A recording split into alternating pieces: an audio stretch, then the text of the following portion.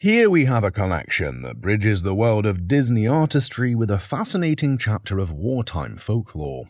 The guest acquired this collection at a swap meet, and one of the pieces is even signed by a Disney artist. And there was a man carrying this little doll around with him. So I followed him around, and he got back to his booth, and he laid the doll down. And so I immediately picked it up, purchased it for $20, and then went home and looked at the two characters and said, I think they're the same. One of the highlights is a Gremlins book, written by Roald Dahl in 1943. Dahl, a British author and screenwriter, later became world famous for children's classics such as Charlie and the Chocolate Factory, Matilda, and James and the Giant Peach. His works have sold over 300 million copies worldwide and have been translated into 63 languages.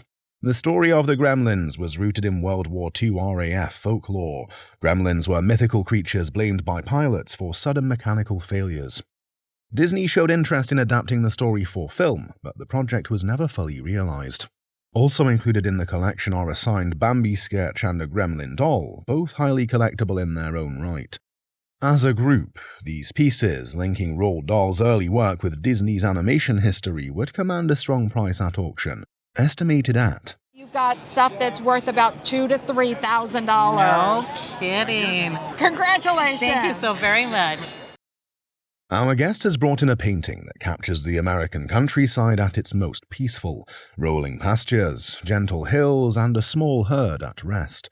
At first it appears to be a moment frozen in time, yet it is the work of one of New England's most celebrated Impressionist painters, Edward Charles Volkert.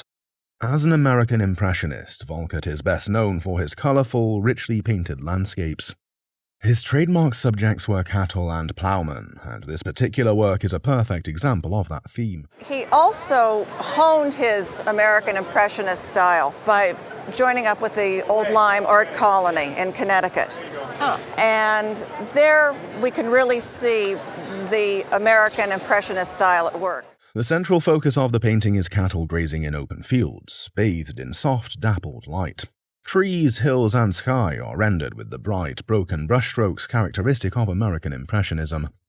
Titled Avon Hills Pasture, the painting is signed and dated 1927 on the lower right. Volkert's works from the 1920s reflect his most mature style, blending technical mastery with lyrical depictions of rural life. Executed in oil on canvas, the painting also has retained its original wooden frame, further enhancing its value. According to the appraiser, this authentic Edward Volkert painting would command a retail price of... I would estimate the painting to bring between $12,000 and $18,000. Oh my goodness. Yes. Very nice. So Thank you very much. Very contented cows. To say the least. Few American figures have been memorialized in as many ways as Abraham Lincoln, cast in bronze, carved in stone, and sometimes rendered in more unexpected materials. Presented on the show is a laminated wood bust of Abraham Lincoln, discovered by the guest in a house he purchased 10 years ago. This happened to be amongst a bunch of junk in a house that was kind of a hoarder's type of situation, and we found him in the basement buried under a pile of trash. Lincoln was the 16th President of the United States, serving from 1861 until his assassination in 1865. This piece was created as a World War II monument and intended for public display. It is fully three-dimensional rather than a relief, and it features a painted finish instead of plain or stained wood. According to the appraiser, this piece actually dates back to around 1880 and is categorized more as a folk carving than as a highly academic work. I think it was about 100 years old. We found an article in the Inquirer from 1951 that describes that this sat on this monument since 1946. And they had claimed back then that it was about 40 years old. Around 1880, 15 years after Lincoln's death, there was a strong interest in commemorating Civil War figures, especially Lincoln, through sculpture, busts, and other memorabilia. Painted wood busts like this were more affordable than marble or bronze, yet they still served as dignified portraits. Although this bust is not in perfect condition, as a piece of folk art with historical resonance, it remains quite valuable. In an auction setting, this piece would undoubtedly fetch a price of... I would say at auction, maybe $5,000 to $7,000. Okay. Nice. This painting represents the pinnacle of Native American style. It was drawn around 1955 by Woody Crumbo. Woody was a master artist whose work typically followed this style, but he was also skilled in painting portraits and other styles.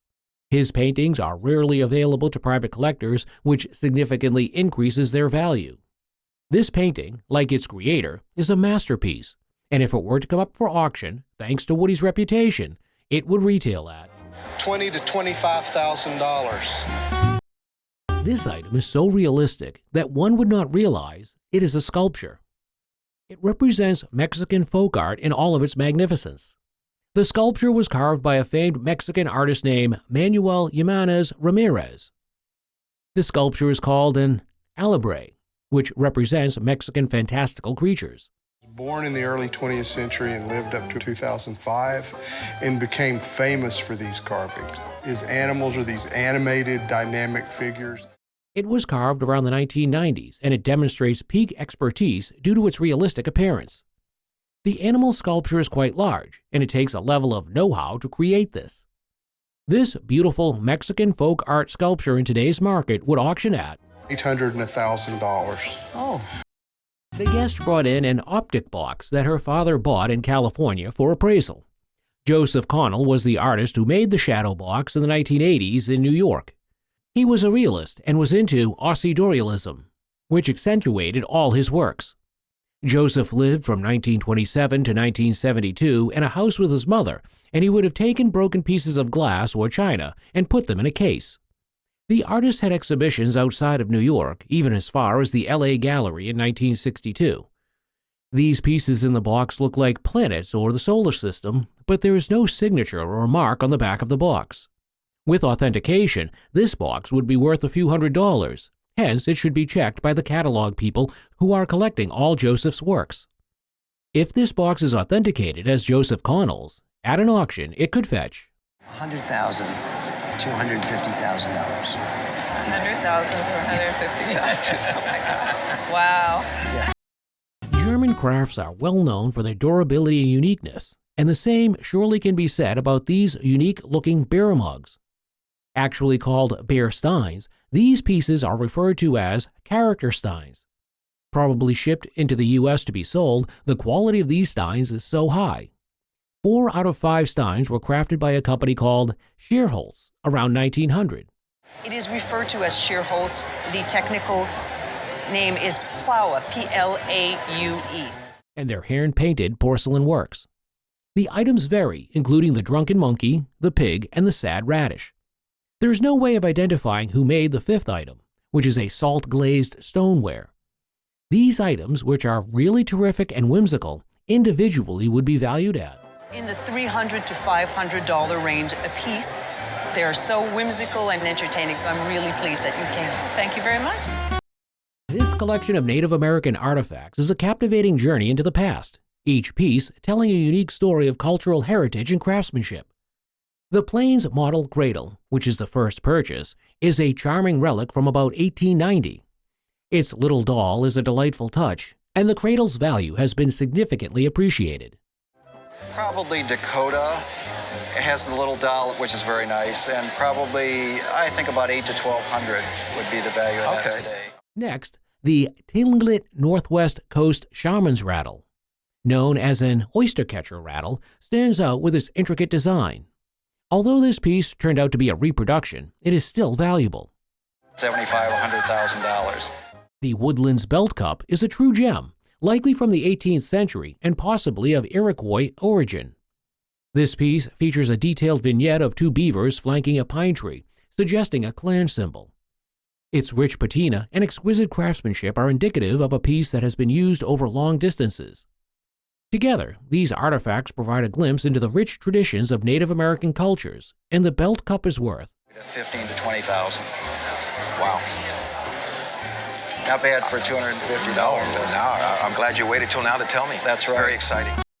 This seemingly mysterious item was inherited from the guest's parents. He vaguely remembered it from their childhood, unsure of its purpose. However, on close inspection, it is recognized as a Roycroft American Beauty Vase.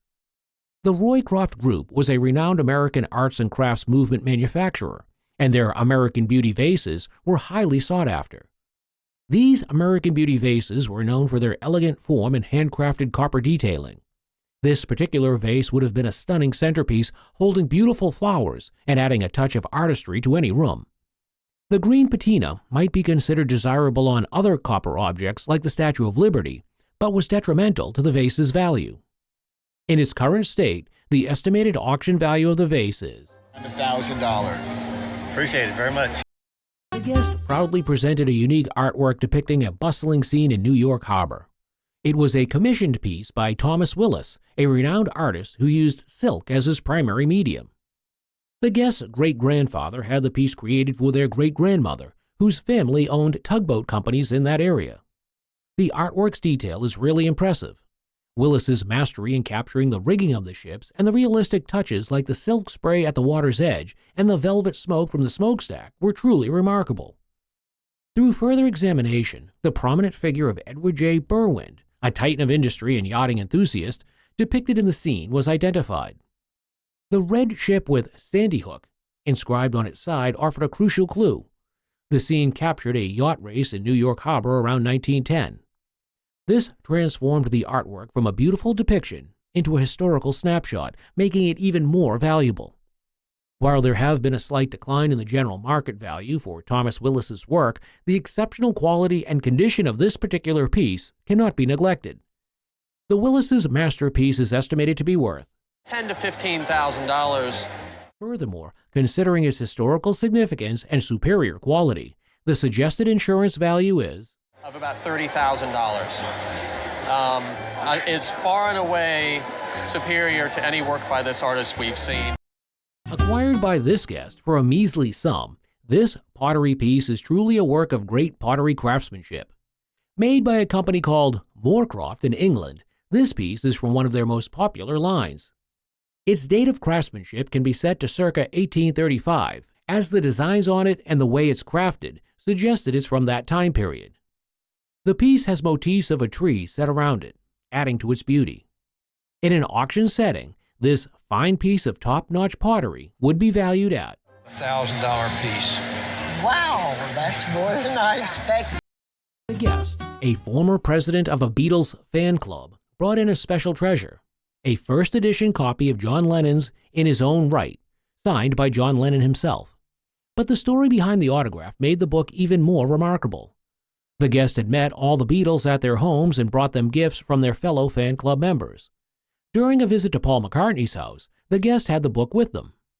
Paul picked it up and started reading a poem from the book into the guest's tape recorder, creating a truly unique and personal connection to the book. The autograph is really significant, especially considering the prevalence of forged Beatles signatures. However, the fact that the guests had witnessed John sign the book and had photographic evidence of their meeting with Paul McCartney reading from the book made the provenance of the autograph undeniable. Even the unpublished candid photograph of Paul McCartney has a value at the antique market. However, the estimated auction value of the book is to be $3,000 to $5,000. That is really great. a mysterious object found at a flea market for $20 to $25 back in 1974 was brought in by the guest. He had always been unsure of its purpose and origin, even suspecting it might be a voodoo item from Louisiana. The big reveal? It was a hat rack. The folk art category embraced unique and sometimes enigmatic pieces like this one. The hat rack was exceptionally well crafted, featuring a magnificently carved mountain lion figure and horns with original varnish. While the cowhide lining showed some wear and a horn tip was missing, the overall condition remained impressive, especially considering its age. Its lack of single origin story allowed each owner to imbue the piece with their own meaning. In this case, the guest had unknowingly acquired a valuable hat rack, but for years it had served as a conversation starter and a testament to their unique collecting taste. The estimated retail value is $3,000 to $4,000. Almost 25% of a college tuition. Can we get it up some? Guests' intuition proved to be spot on when they decided to snag this item at a garage sale for a mere $20. While they mistakenly believed it was an Indian Motorcycle Company promotional item due to the sticker, it is revealed to be a far more exciting truth. The unassuming object was actually a Buddy L bus, a holy grail for collectors of vintage toys. Manufactured by the Buddy L Company in Moline, Illinois during the late 1920s, these pressed steel toys were known for their durability and intricate design. This particular bus, despite being missing its wheels and showing some signs of wear, was a primary example of such craftsmanship. The estimated auction value of this item is $800 to $1,200 at auction. Wow. This is a collection of railroad posters and prints bought at an auction 20 years ago. The small one on the top was made by an artist named Griffin, while the one at the bottom is a colorful image used for advertising or promotions. Both prints are not signed and are in the range of $25 each. The large poster on the left is from the World's Trade Fair held in New York in 1939, and Railroads on Parade was a major part of the event. Moreover, the last poster explained the Railroads on Parade event in detail, and on the bottom is a picture of an old railroad in the 1830s, and on the right is a more recent train. This poster would sell between $800 and $1,200. However, the large poster has colorful graphics and was signed by an artist named Leslie Reagan, who was working with the New York Central Railroad in the 1930s. An auction estimate for this poster would be around... Auction estimate would be $3,000 to $4,000. Wow. That would be just for this piece. Wow. 2 flamingos encased in glass plaque purchased from a neighbor at $2 are brought in for appraisal. This item was probably made in the 1920s through sandblasting and was later painted with oil paint. It started out as a utilitarian functional decorative piece, but has grown to become a piece of decorative art. Without a doubt, this is a very collectible piece, and at an auction would be worth around... We believe that if it came to auction, it would probably sell somewhere between $2,000 and $4,000. Very good. Imagine carrying the likeness of a loved one in your pocket during the 18th century. The miniature portrait showcased on the show exemplifies this historical practice. The item has been cherished by the guest family for generations, and it depicts her great-great-great-grandfather, Samuel Osgood. Osgood was an American merchant and statesman. Osgood is the first Postmaster General to George Washington. He's a member of the Continental Congress, and he led a regiment of militiamen at Lexington and Concord. Moreover, the portrait is painted in watercolor on a thin sliver of ivory. On the back of the item, there's a compartment containing a lock of hair from the guest's ancestor. This portrait has a fascinating provenance and is estimated to be worth... I would say this would be worth about $10,000 to $15,000. Really? A beautiful pendant watch with its necklace is brought in for appraisal. Also presented is the receipt of purchase from 1960 when the piece was bought for $1,250. The pendant is made of natural pearls and has an enamel. This is achieved by engraving on the metal, followed by a translucent enamel placed on top. The engraving comes through when the color is revealed. When the pendant is flipped over, there is the watch, which happens to be signed by Tiffany & Company. The watch was made for Tiffany by the Patek Philippe Company. Although some years back, this piece would have been sold for $4,000 to $6,000 because it was manufactured in the early 1900s. But at an auction today, it would be worth around... Today, at auction, this is easy, $8,000 to $10,000. Really? And that's an auction price. That's very nice. Presented with a captivating poster and photograph that capture the spirit of the World War I era. What you have here are 2 pieces of pretty scarce ephemera related to World War I. These 2 items were discovered by the guest in his father's attic after his passing. The photograph, dated 1917, depicts the Minnesota Home Guard, 16th Battalion.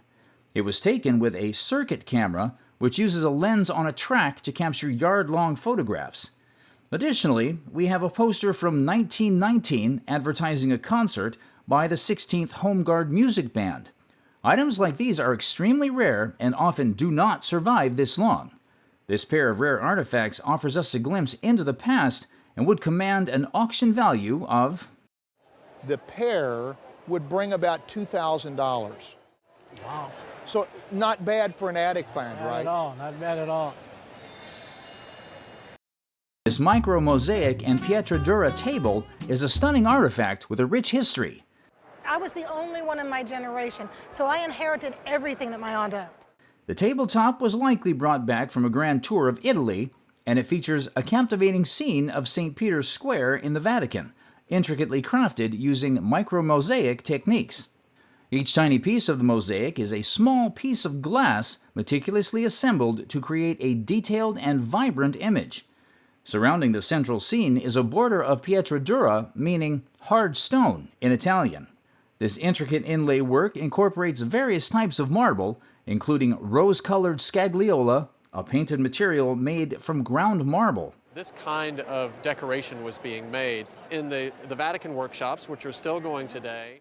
This detailed carving and form of the stand enhance the overall elegance of the piece, and it's valued at, I would say a table like this at auction would probably have an estimate of $10,000 to $15,000. Wow.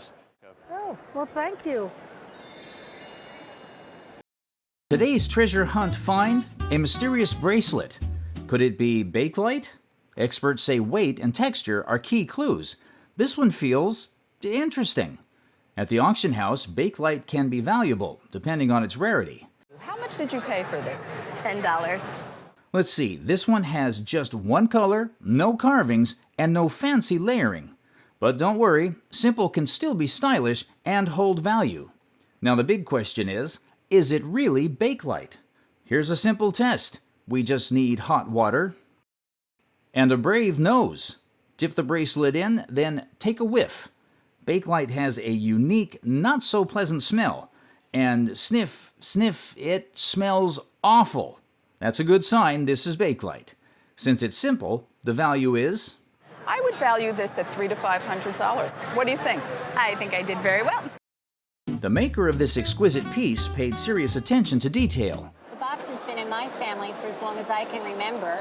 I see pictures of it even during the time when I was a baby.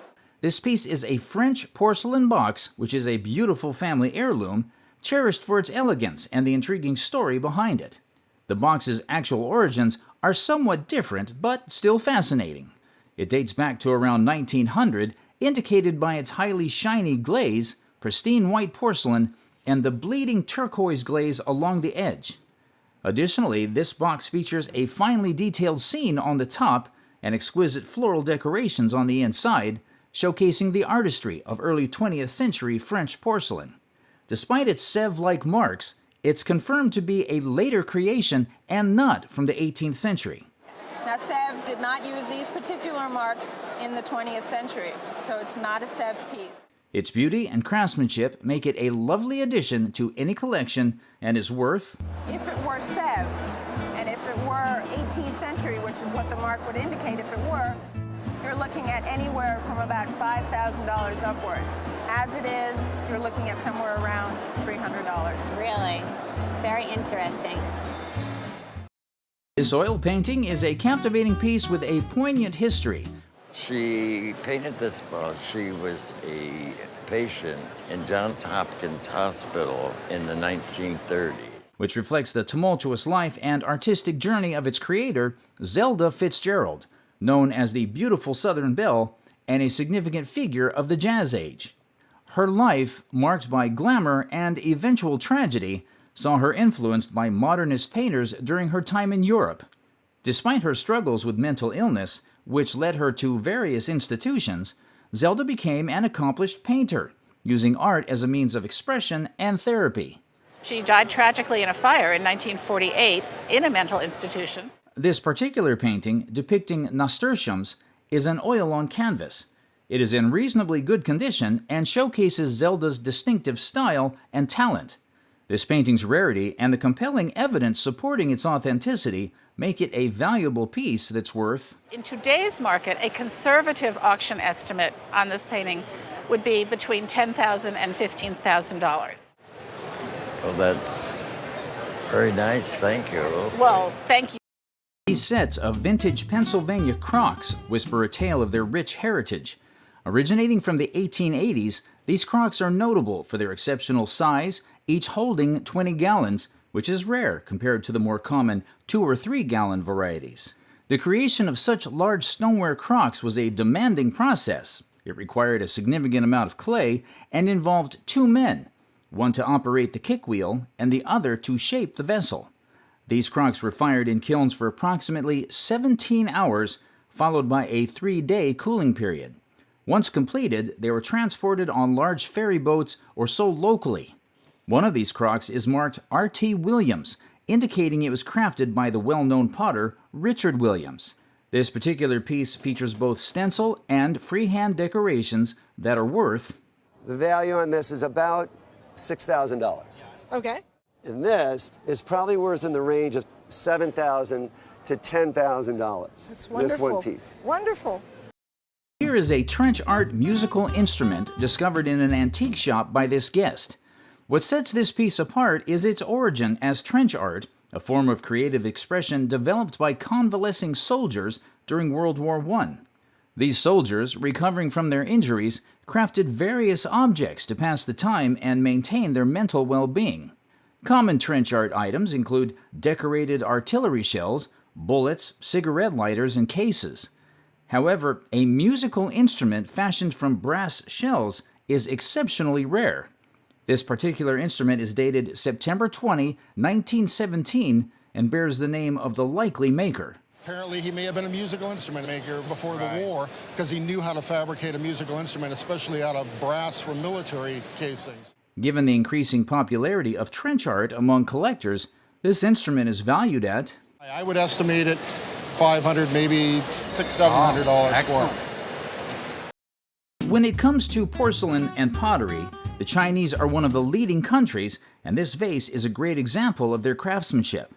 The vase is made of porcelain, and its enamel work, while not the tightest, is well executed. Also, the painted enamel in relief, known as moriagi, adds texture that can be felt with a finger, which indicates its high quality. Now, there are some signs of both age and a removal from the very best quality of enamel to porcelain. As seen, this vase features a yellow ground adorned with Indian lotus flowers and auspicious mushroom forms called ruri or lingzi, along with scrolling leaves.